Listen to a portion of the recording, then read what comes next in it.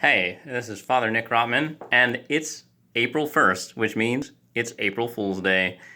Now, I know they say they've canceled April Fool's Day this year because of all the coronavirus stuff, but still, April Fool's Day made me think of something. So here's the thought that I had today about being a fool. A lot of the times when we think of being a fool, we say, oh, I feel like a fool. It's because I have a mistake that we have made, right?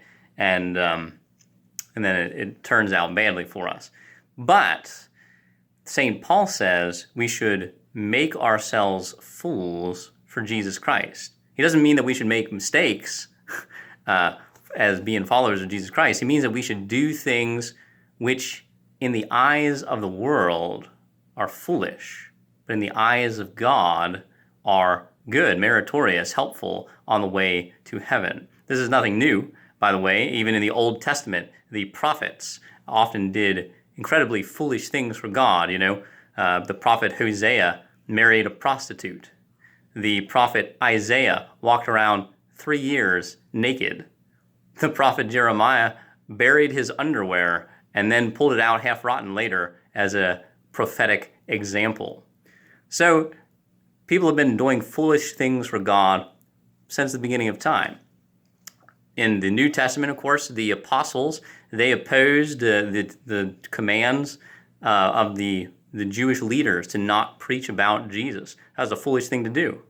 The very early Christians opposed the Romans who refused to recognize Christianity and put them to death. That was a foolish thing to do in the eyes of the world.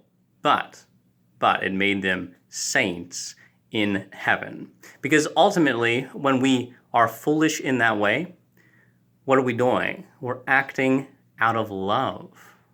Being in love makes you a fool sometimes, but that's what we want to be, fools for Jesus Christ. So how can we be foolish? Maybe it's by forgiving those who have wronged us. Maybe it's by taking time out of our day to pray and worship God. Maybe it's by raising our children with the values that are not contemporary but are eternal.